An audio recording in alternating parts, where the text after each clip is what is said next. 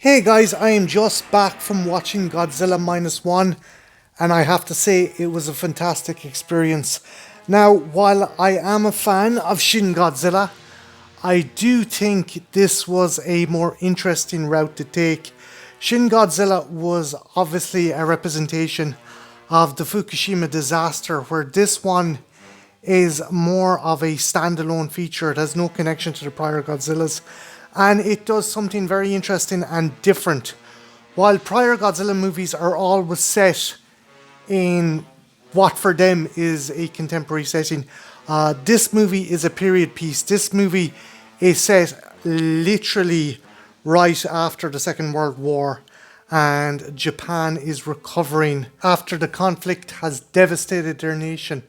And just when they're just about to get back on their feet, Godzilla arrives and literally puts them back even further, hence the title Godzilla Minus One.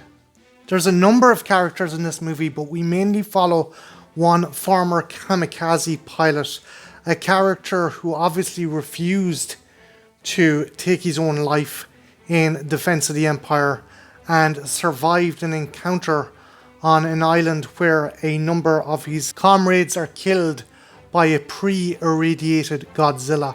As a result, he suffers from PTSD and survivor's guilt, and it's only with the intervention of a makeshift family does he find some form of solace in his existence. But this newfound family is threatened when Godzilla surfaces much larger and much more dangerous than the prior encounter.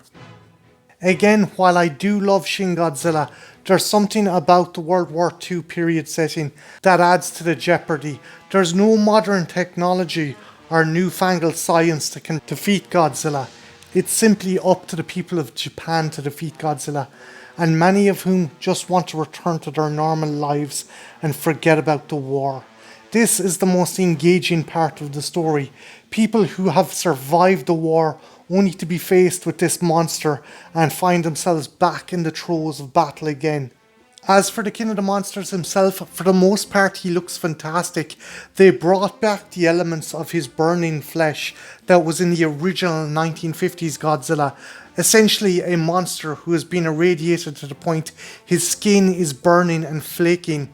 That said though, there are some scenes where the CG doesn't hold up, but at the end of the day, keep in mind this movie only had a budget of 15 million and it still looks awesome. Another thing that absolutely stood out was the score and soundtrack for the movie.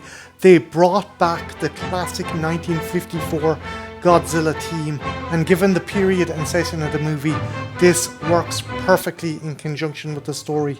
So all in all, if you haven't seen Godzilla Minus One, go check it out. It's fantastic, and it's definitely going to be on my top 10 list of 2023.